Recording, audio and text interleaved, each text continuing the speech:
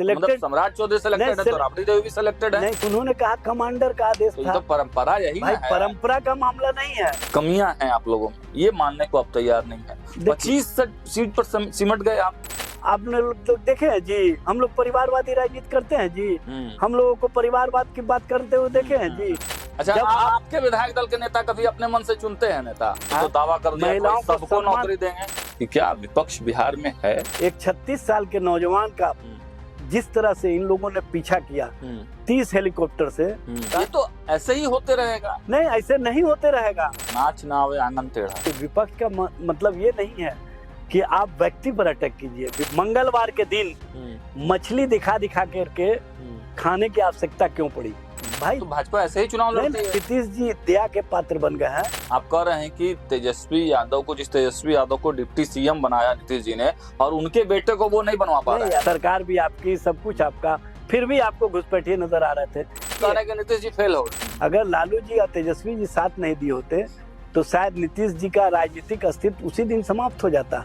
Ticket बंटवारे में गलती नहीं हुई, कोई गलती नहीं हुई। लोग सड़कों पर लोट के बोल रहे थे पैसे का खेल हुआ है। अब तो 25 गो है, अब तो बचा के रखिए। आपका पिछले बार वाई टूटा और इस बार एम टूटा। आप लोग उसको अलग ही दिशा में ले जाने का काम करते हैं, क्योंकि आप लोगों को उसमें कुछ ना कुछ एंगल नजर आता है।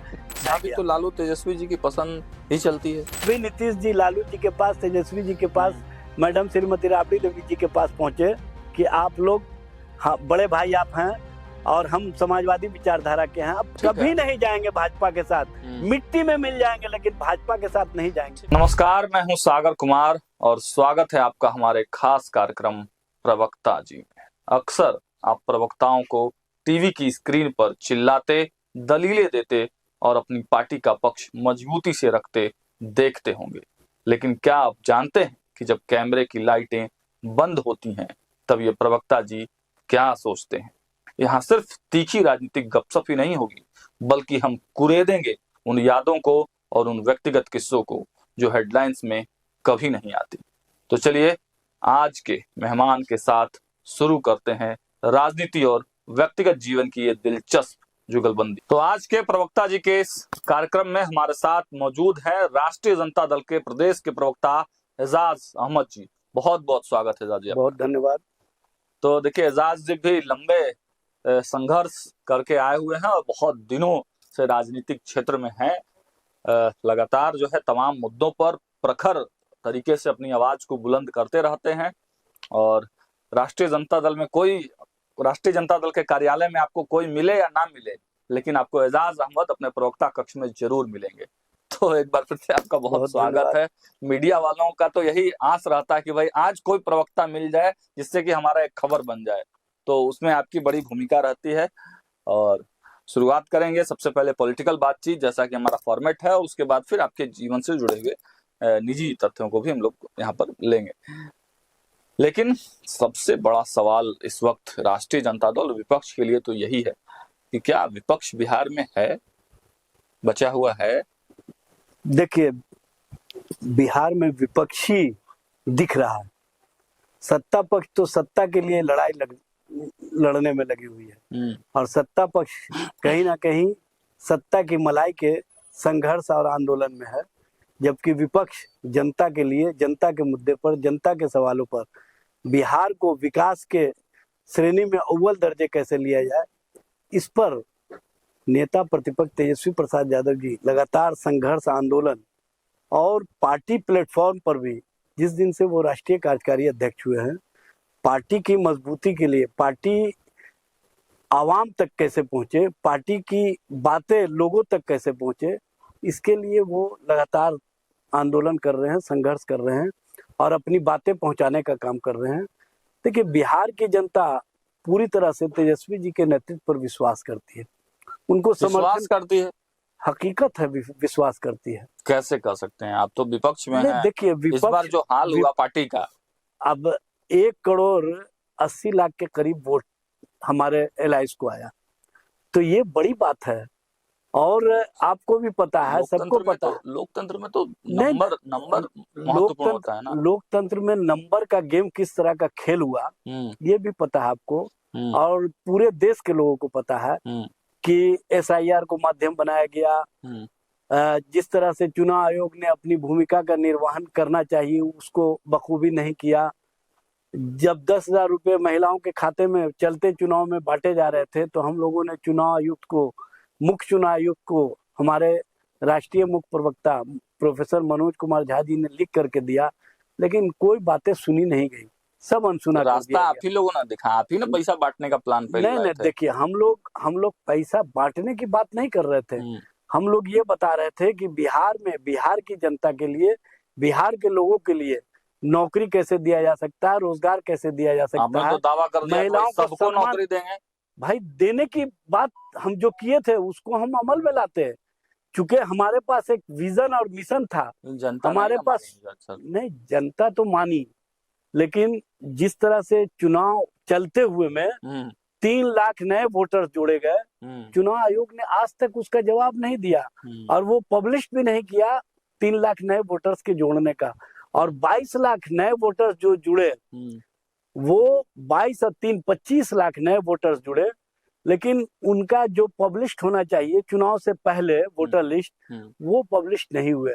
और आज भी आप वो 25 लाख वोटर्स का नाम अगर खोज दीजिए बूथ वाइज, तो मैं मानूंगा कि हाँ सही माने में चुनाव आयोग ने अपनी भूमिका निभाई। 65 लाख अपना पक्ष नहीं रखा ठीक से, हम लोगों ने सारी बातें रखी। हम लोग तो सुप्रीम कोर्ट तक गए, सुप्रीम कोर्ट ने जो जो डायरेक्शन चुनाव आयोग को दिया उस डायरेक्शन पर चुनाव आयोग गंभीरता नहीं दिखाया।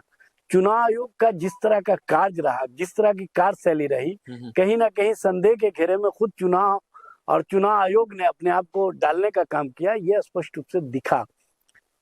चुनाव में हार जीत का सबसे बड़ा कारक अगर कोई है तो चुनाव आयुक्त का भूमिका, चुनाव आयोग की भूमिका और चुनाव आयोग के द्वारा विपक्षी दलों की बातों को अनसुना करना है, नाच ना आवे आंगन टेढ़ा। अब आपको लगता हो, लेकिन जो जनता है और जनता के बीच से जो बातें आई है और जिस तरह से प्रधानमंत्री से लेकर के गृह मंत्री से लेकर के पूरी भारतीय जनता पार्टी का केंद्रीय कैबिनेट पटना में बैठा रहा, तो बैठे ये तो भाई तो भाजिपा ऐसे ही चुनाव लड़ती है। नहीं, फिर आने वाले समय में भी आप ऐसे ही भाजपा ऐसे ही चुनाव नहीं लड़ती है। एक 36 साल के नौजवान का जिस तरह से इन लोगों ने पीछा किया 30 हेलीकॉप्टर से, और 36 साल के नौजवान ने अकेले हेलीकॉप्टर से पूरे बिहार की जनता का जो विश्वास दिखाने का काम किया, जीतने का काम किया। अगर चुनाव आयोग की भूमिका बेहतर होती तो शायद रिजल्ट और परिणाम दूसरा होता। ये तो ऐसे ही होते रहेगा। नहीं, ऐसे नहीं होते रहेगा। जनता ऊब चुकी है ऐसे कार्यों से, और तो भारतीय सरकार बन गई भाई। सरकार बनना अलग चीज है, लेकिन ये सरकार एक्शन में है मुख्यमंत्री। भाई ये सरकार जन सरकार वाली नहीं है।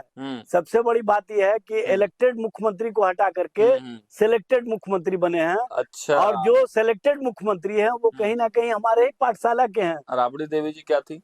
राबड़ी देवी जी तो संघर्ष और आंदोलन के लिए कहीं ना कहीं हमेशा रही। जब लालू जी संघर्ष काल में थे तो राबड़ी देवी जी उनके साथ एक संघर्ष के सीमा, जो घरेलू संघर्ष का सीमा होता है, जो पारिवारिक सीमा होता है, उसमें भी तो लंबा अनुभव है ना। देखिए तो कह रहे हैं कि हमारे पाठशाला से निकले हैं। पाठशाला से निकले, लेकिन तो सिलेक्टेड आप कैसे कह सकते हैं भाई? सिलेक्टेड मतलब सम्राट चौधरी सिलेक्टेड है तो राबड़ी देवी भी सिलेक्टेड है। नहीं, सिलेक्टेड इसलिए है, सुन लीजिए ना, किसके नाम पर वोट लिया गया और किसके नाम पर सरकार बनाया गया। और इन लोग क्या नारा देते थे? 25 से 30 फिर से नीतीश, और इन लोगों ने 26 आते आते कर दिया नीतीश को फिनिश। तो नीतीश जी, इन लोगों ने क्या मतलब? नीतीश जी ने ही ना सत्ता सौंपी है भाई। नहीं, नीतीश जी ने सत्ता सौंपी किन कारणों से? देखिए, नीतीश जी का अपना भी कारण था। जो कल तक कहते थे, आपने लोग देखे हैं जी, हम लोग परिवारवादी राजनीति करते हैं जी, हम लोगों को परिवारवाद की बात करते हुए देखे हैं जी। उनको भी अपने पुत्र को स्थापित करना था। तो कहाँ डिप्टी सीएम बनाए? भाई deputy CM Bharatiya Janata party ने, भुजा पार्टी ने नहीं बनने दिया। ये तो पूरा प्रयास किए, बल्कि प्रयास ही नहीं किए। नीतीश जी फेल हो गए। नीतीश जी 100% फेल हो गए। नीतीश जी को भारतीय जनता पार्टी ने उस स्थिति में पहुंचा दिया है कि अब नीतीश जी दया के पात्र बन गए हैं। आप कह रहे हैं कि तेजस्वी यादव को, जिस तेजस्वी यादव को डिप्टी सीएम बनाया नीतीश जी ने, और उनके बेटे को वो नहीं बनवा पा रहे हैं। अब मैं आपको बताता हूँ, आप लोग जो बोलते हैं कि तेजस्वी जी को डिप्टी सीएम बनाया, हम लोग नहीं, भाजपा बोलती है भाई। भारतीय जनता पार्टी भी गलत बोलती है। तेजस्वी जी और राष्ट्रीय जनता दल और लालू जी अगर 2015 में नीतीश जी के साथ नहीं होते तो नीतीश जी तो फिनिश थे, वहीं से राजनीति का तीसरी हो जाता उनका। लेकिन हम लोगों ने उनको इसलिए, आप लोगों ने नीतीश जी को जीवन दान दिया। जाहिर सी बात है, नीतीश जी आए हमारे पास, कहे कि हम समाजवादी विचारधारा के हैं, हमारे विचारधारा को कहीं ना कहीं भारतीय जनता पार्टी समाप्त कर रही है। उस समय जीतन राम मांझी को माध्यम बनाया था, और जीतन राम मांझी जी को इन्होंने 2014 में मुख्यमंत्री बनाने के बाद 6 महीने के अंदर जिस तरह का जीतन राम मांझी जी का खेल शुरू हुआ, और भारतीय जनता पार्टी ने उस खेल में जो भूमिका निभाई, अगर लालू जी और तेजस्वी जी साथ नहीं दिए होते तो शायद नीतीश जी का राजनीतिक अस्तित्व उसी दिन समाप्त हो जाता। और तेजस्वी जी तो पहले विधायक बने, विधायक दल के नेता चुने गए, वो राष्ट्रीय जनता दल के विधायक दल के नेता की हैसियत से जब नीतीश जी को समर्थन का पत्र सौंपे तो नीतीश जी के लिए मजबूरी था कि राष्ट्रीय जनता दल का जो नेतृत्व करता है उसको डिप्टी सीएम बनाना कोई कृपा पात्र नहीं है। नीतीश जी को हम लोगों ने राजनीति में 2 बार जीवन दान दिया, एक 2015 में और दूसरी बार जब आरसीपी ने इनके साथ खेला किया था, पूरा जनता दल यूनिट को भारतीय जनता पार्टी के साथ मिलाना चाह रहे थे, तब भी नीतीश जी लालू जी के पास, तेजस्वी जी के पास, मैडम श्रीमती राबड़ी देवी जी के पास पहुंचे कि आप लोग, हाँ, बड़े भाई आप हैं और हम समाजवादी विचारधारा के हैं, अब कभी नहीं जाएंगे भाजपा के साथ, मिट्टी में मिल जाएंगे लेकिन भाजपा के साथ नहीं जाएंगे। ठीक बात है। लेकिन भारतीय जनता पार्टी ने उनको सही माने में मिट्टी में मिला दिया। वो भारतीय जनता पार्टी के साथ जिस दिन गए थे 2022 के बाद, मतलब 23-24 में। अब बताइए, नए मुख्यमंत्री बने हैं सम्राट चौधरी, और कोई, मुझे लगता नहीं है कि ऐसा दिन गया है मुख्यमंत्री जब से वो बने हैं, हर 1-2 दिन पे जाकर नीतीश जी से आशीर्वाद ले लेते हैं। हर डिसीजन जो है उनसे पूछ के कर रहे हैं। नहीं, हर डिसीजन नहीं कर रहे हैं। वो तो भारतीय जनता पार्टी और भारतीय जनता पार्टी के अंदर जिस तरह से उनकी अस्वीकारता है, और जिस तरह से अस्वीकारता है सम्राट चौधरी जी को, पूरा एकदम गाजा बाजा बज रहा है, खुशहाली मनाया जा रहा है। विजय सिन्हा जी से जब पूछा गया कि आपने लीडर का नाम कैसे प्रपोज कर दिया, तो उन्होंने कहा कमांडर का आदेश था। तो परंपरा यही भाई, परंपरा का मामला नहीं है। अच्छा, जब आपके विधायक दल के नेता कभी अपने मन से चुनते हैं नेता? भाई, विधायक दल का नेता हमारे पार्टी के एमएलए के द्वारा प्रस्ताव दिया जाता है, और प्रस्ताव के बाद दूसरे जाता है ना भाई। विधायक दल की बैठक हुई उसमें, लेकिन ये कोई नहीं कहते हैं कि कमांडर का आदेश था इसलिए हमको मजबूरन मतलब उनका समर्थन करना पड़ा, प्रस्ताव देना पड़ा। विधायक दल का नेता एक ही आदमी ना हो सकता है, लेकिन भाजपा में, जदयू में तो अलग अलग हो सकता है। नहीं, आप ये बात गलत बोल रहे हैं। अब्दुल बारी सिद्दीकी साहब विपक्ष के नेता रह चुके हैं, और विधान परिषद में विपक्ष के नेता गुलाम गौस साहब रह चुके हैं। आप पता कर लीजिए, हमारे यहाँ फ्लेक्सिबिलिटी है। तो तेजस्वी जी ही रहेंगे ना। देखिए, सीएम कैंडिडेट का मामला नहीं है, मामला है विधायक दल जिसको नेता चुनेगी वही ने लीडर होंगे, वही ने पार्टी का नेतृत्व करेंगे। और सम्राट चौधरी पर आप बोल रहे थे। सम्राट चौधरी जी, देखिए, सम्राट चौधरी जी जनता और जनता के हित के लिए क्या काम करेंगे ये दिख नहीं रहा। एक तरफ आप कह रहे हैं कि हमारी पाठशाला के हम लोग खुश हैं, तेजस्वी जी बुरा उत्साहित है। खुश नहीं है। हम ये बात कहना चाहते हैं कि वो स्वीकार क्यों नहीं कर रहे हैं, क्योंकि उनको किसी के बपौती थोड़ी नहीं। लोकतंत्र में जनता और जनता के बीच से जो नेतृत्व सामने आता है उसी को लोग स्वीकार करते हैं, और जब जनता के बीच का नेतृत्व को कहीं ना कहीं आप अलग करके अपना नेतृत्व थोपे हैं, तो ये तो स्पष्ट रूप से समझ में आ रहा है ना कि कौन लोकतंत्र को बपौती बना लिया है।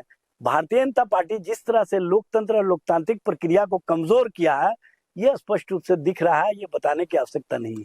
ठीक है, इन तमाम बातों पर तो एक लंबी बहस हो सकती है आजाद सर, लेकिन ये तो मानना पड़ेगा ना कि बिहार में आपके नेता ने, आपकी गठबंधन ने गलतियां की, कमियां हैं आप लोगों में, ये मानने को आप तैयार नहीं है। 25 सीट पर सिमट गए आप मुकेश सहनी को डिप्टी सीएम बनाने चले थे। देखिए, आप इस तरह से जो बातों को भ्रमित करना चाह रहे हैं, हकीकत यह है कि बिहार की जनता हमारे प्रति और हम बार बार आपको कह रहे हैं कि चुनाव आयोग की अगर भूमिका नहीं हुई होती तो इस तरह का परिणाम नहीं आता। टिकट बंटवारे में गलती नहीं हुई, कोई गलती नहीं हुई। लोग सड़कों पर लोट लोट के बोल रहे थे कि पैसे का खेल हुआ है। अब एक चीज जान लीजिए, संजय यादव मिलने नहीं देते हैं तेजस्वी यादव से। नहीं, ऐसा जो आरोप लगाते हैं इसका मतलब है कि वो कहीं ना कहीं अपने राजनीतिक फायदे के लिए या राजनीतिक मतलब इसके लिए पार्टी की ओर से बात हम करना नहीं चाहते हैं। पार्टी की ओर से जो टिकट का बंटवारा हुआ उसमें स्पष्ट रूप से सभी से राय मशवरे के बाद संसदीय बोर्ड की बैठक हुई। 3 बजे तक एजाज जी 3 बजे तक टिकट बांट रहे थे, भोर के 3 बजे तक। दूसरे दिन नॉमिनेशन होना था। नहीं, आप उसमें ये बात क्यों नहीं कहते हैं कि हम लोकतांत्रिक व्यवस्था पर यकीन रखते हैं। लोकतंत्र में जो उम्मीदवार थे, एक सीट से 10 उम्मीदवार हो सकते हैं, 8 उम्मीदवार हो सकते हैं, तो सबको धीरे धीरे समीकरण के हिसाब से सारी बातें करके सॉर्ट आउट करके उसके बाद हमने सॉर्ट आउट नहीं ना हुआ, नहीं हुआ, मामला अटका ना, नहीं हुआ। अब आपको लगता है, देखिए हारने के बाद तरह तरह का बहाना लोग बना देते हैं। फ्रेंडली फाइट तो हुआ ना महागठबंधन में। देखिए फ्रेंडली फाइट उसको नहीं कहेंगे, 2-3-4 जगह इस तरह का हुआ मामला। एनडीए में तो नहीं, एनडीए में तो नहीं हुआ। एनडीए में कैसे नहीं हुआ? एनडीए में जो निर्दलीय खड़े हुए जनता दल यू के लोग, जो भारतीय नहीं सुन लीजिए, भारतीय जनता पार्टी ने जो निर्दलीय को खड़ा करवाया जनता दल यू के खिलाफ, और जिस तरह से लोजपा रामविलास को पहले जो सीट दिए गए थे उन सीटों को राताराती भारतीय जनता पार्टी को बिना सूचना दिए जनता दल यू ने अपने जिम्मे कर लिया। बहुत सारा खेल हुआ है, क्योंकि चुनाव जब जीत जाता है आदमी तो उस खेलों को भुला दिया जाता है। अब तो 25 गो है, अब तो बचा के रखिए। देखिए हमारे साथ जो भी लोग हैं वो कमिटमेंट के लोग हैं और विचारों के लोग हैं, और सबसे बड़ी बात यह है कि राष्ट्रीय राज्यसभा हरवा दिए लोग, वही कमिटमेंट वाले लोग। देखिए राज्यसभा के हार और जीत में बहुत सारे कारक हैं, और लोकतंत्र को किस तरह से भारतीय जनता पार्टी लोकतंत्र में बदलती है अब देख लीजिए ना। आप पार्टी के साथ किस तरह का खेल खेला, पहले 3 एमपी को मिलाए, उसके बाद फिर कहते हैं कि 7 एमपी हो गया तो हम स्प्लिट को मान्यता देते हैं। तो आप इस तरह का खेल खेलिएगा। इसी तरह का खेल आपने महाराष्ट्र में खेला, एकनाथ शिंदे के साथ खेला। एकनाथ शिंदे को पहले कहा कि हम इनके ही नेतृत्व में मुख्यमंत्री के रूप में चुनाव लड़ रहे हैं, इनको ही मुख्यमंत्री बनाएंगे। लेकिन किस तरह का खेल किया गया। इन खेलाओं के बाद से भी तो आप सजग नहीं ना हो रहे हैं। हम सजग हैं पूरी तरह से। हमारे नेतृत्वकर्ता पूरी तरह से विचारों पर आधारित संघर्ष और आंदोलन के साथ जनता के बीच में रहते हैं, जनता की स्वीकारता है। एमएलए अगर कोई लालच में आकर के, लोभ में आकर के कोई काम कर देता है, तो इसका मतलब वो एमएलए जो आपके समीकरण से आता है, माई समीकरण। आपका पिछले बार माई वाई टूटा और इस बार एम टूटा। नहीं, देखिए समीकरण की बात नहीं कीजिए। समीकरण हमारे साथ क्या है, हमारे साथ है सभी। वहां पे आप डोरे डाल रहे थे, वो सीएम बना दिया भाजपा ने। हमारे साथ समीकरण क्या है, सभी वर्ग, सभी जाति, सभी धर्म, सभी वर्गों के लोग हमारे साथ हैं। राष्ट्रीय जनता दल वाहिद पार्टी। वाई समीकरण छोड़ दी, माई समीकरण भूल। देखिए आप लोग उसको अलग ही दिशा में ले जाने का काम करते हैं, क्योंकि आप लोगों को उसमें कुछ ना कुछ एंगल नजर आता है। भारतीय जनता पार्टी को उसमें एंगल नजर आता है कि हम इसके आधार पर दूसरे तरह से प्रस्तुतिकरण करेंगे।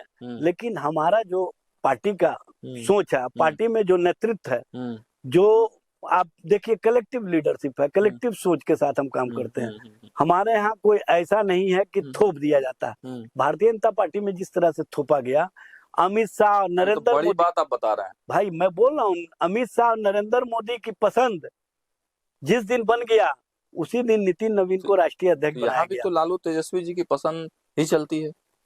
आपको नहीं पता है, हमारे यहाँ संसदीय बोर्ड है, हमारे यहाँ राष्ट्रीय संसदीय बोर्ड बैठक होती है, बाकायदा बैठक में सभी पर चर्चा होती है। चर्चा के बाद हम उस पर मतलब जो है कैंडिडेट पर चर्चा हुई थी, सब कुछ होता है। अगर नहीं होता तो आप चुनाव से पहले ही इस तरह का रिजर्वमेंट देखते हैं। चुनाव में सभी लोगों ने, अब जिनको टिकट नहीं मिलता है तो वो अलग टाइप से प्रस्तुतिकरण करते हैं, वो अलग मामला है। जेन्युइनली एजाज सर, आपको क्या लगता है, क्या मुकेश सहनी भी एक बड़ा फैक्टर थे? मुकेश सहनी को मना नहीं पाए आप लोग, और वो उनके वजह से भी मुश्किलें बढ़ी राजद के लिए, और कांग्रेस भी अंतिम समय में जो है बहुत ज्यादा जिच पर अड़ी रह गई, उस वजह से भी नुकसान हुआ। देखिए गठबंधन एरा में ये सब मामले आते रहते हैं, ये कोई बड़ा मामला नहीं था और हमने सबको साथ लेकर के चलने पर जो विश्वास किया उसको हमने बताया भी, दिखाया भी।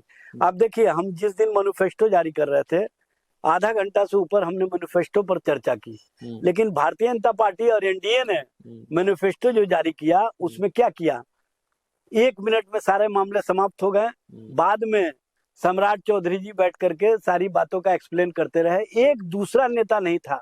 तो इसी समझ लीजिए कि वहां किस तरह की स्थिति थी, वहां की स्थितियों का आप आकलन कीजिएगा तो आपको समझ में आ जाएगा। चुनाव के पहले भारतीय जनता पार्टी जिस तरह का खेल खेल रही थी और चुनाव के बाद भी वो खेल नजर आया, लेकिन चूंकि जीत चुके हैं तो जीतने वालों को जो भी उसकी बुराइयां होती है उस पर कोई चर्चा नहीं करता है।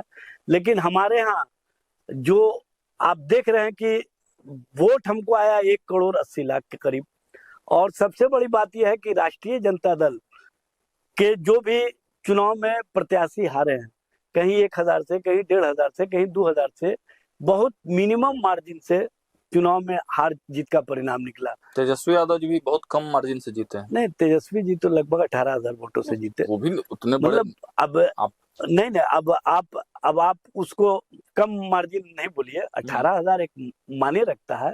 और सबसे बड़ी बात यह है कि तेजस्वी जी के नेतृत्व पर जिस तरह से लोगों का विश्वास था, आप देख लीजिए ना, प्रधानमंत्री क्या आते थे, सिर्फ तेजस्वी जी पर अटैक करते थे, लालू जी पर अटैक करते थे, कोई मुद्दे की बात करते थे। विपक्ष आप ही है ना, तो आप ही पे अटैक होगा। विपक्ष, देखिए विपक्ष का मतलब ये नहीं है कि आप व्यक्ति पर अटैक कीजिए, विपक्ष का मतलब ये है कि आप अपना एक विजन, एक मिशन बताइए। सत्ता पक्ष जो कोई मिशन और विजन के साथ चुनाव नहीं लड़ा। अब आप पहुंच गए बंगाल, यहाँ तो फिर आप बोलेंगे कि 1 करोड़ वोट मिला, जीत नहीं पाए यहाँ पे, और अब बंगाल में जाकर देखिए, आप बंगाल में आप देख रहे हैं जिस दिन से तेजस्वी जी गए हैं वहां पर भारतीय जनता पार्टी जिस तरह से बंगाली और गैर बंगाली के बीच रिफ्ट पैदा किया था वो समाप्त हो गया। वो तो कह रहे हैं कि टीएमसी ये करती है, बंगाली और नॉन बंगाली करती है। नहीं, ये भारतीय जनता पार्टी करती है। भारतीय जनता पार्टी के नेताओं को मंगलवार के दिन मछली दिखा दिखा करके खाने की आवश्यकता क्यों पड़ी? जो भारतीय जनता पार्टी के नेता और भारत सरकार के गृह मंत्री अमित शाह ने खाने पर तक का प्रतिबंध की बातें की थी। और भारतीय जनता पार्टी का सबसे बड़ी बात यह है कि जहां चुनाव होता है वहां घुसपैठिए लेके पहुंच जाते हैं। अब बिहार में घुसपैठिए नहीं है, झारखंड में घुसपैठिए नहीं है, लेकिन पश्चिम बंगाल का चुनाव हो रहा है इसलिए घुसपैठिए है। ये तो घुसपैठिए मुद्दा उठाया था बीजेपी भाई, मुद्दा का मतलब नहीं है। चुनाव आयोग ने एसआईआर कराया, एसआईआर में सुप्रीम कोर्ट में जो एफिडेविट दिया बिहार में, एक भी घुसपैठिए का जिक्र नहीं किया, एक भी घुसपैठिए पर चर्चा नहीं की, और ये भी नहीं लिखा कि हाँ घुसपैठिए मिले। उसी तरह से पश्चिम बंगाल में 92 लाख के करीब वोटर्स के नाम कटे, लेकिन उसमें एसआईआर में जो एफिडेविट दिया गया उसमें नहीं जिक्र किए चुनाव आयोग के द्वारा कि एक घुसपैठिए मिले हैं। लेकिन भारतीय जनता पार्टी को घुसपैठिए कहां से नजर आ जाते हैं, और वो भी गृह मंत्री हैं अमित शाह जी। बॉर्डर की सुरक्षा करना, देखना घुसपैठिए आ रहे हैं। वो तो कहा कि फेंसिंग के लिए जमीन नहीं दे रही है ममता बनर्जी। भाई वहां तो ममता बनर्जी का फेंसिंग की बात करते हैं, यहाँ तो सब कुछ आपके हाथ में था, सरकार भी आपकी, सब कुछ आपका, फिर भी आपको घुसपैठिए नजर आ रहे थे। इसका मतलब है कि आप इस तरह की राजनीति करके जो सामाजिक मुद्दे हैं, जो जनता के मुद्दे हैं, उससे डाइवर्सन करना चाहते हैं। यही सबसे बड़ा मुद्दा है। नहीं, मुद्दा है ये, मुद्दा ये है कि भारत में जो नौजवान बेकार है, जो बेरोजगार है, उसको नौकरी की बात कौन करेगा? बोल रहे हैं कि वहां के घुसपैठिए सब नौकरी ले रहे हैं। इंडस्ट्रीज की भाई कहाँ नौकरी आप दे रहे हैं? अगर नौकरी दिए होते तो पता चल जाते कि नौकरी दिए हैं। आपने वादा किया था 2014 में ही कि हर साल 2 करोड़ नौकरी देंगे। अब 2026 हो गया, 12 साल होने को है सरकार को, 12 दूनी 24 करोड़ मिलना चाहिए था। अभी कितना मिला है? 10 लाख के करीब, जबकि तेजस्वी जी ने 17 महीने में 5.5 लाख नौकरियां दी और 3.5 लाख रिक्तियां छोड़ करके आए। ये उपलब्धि है हमारी।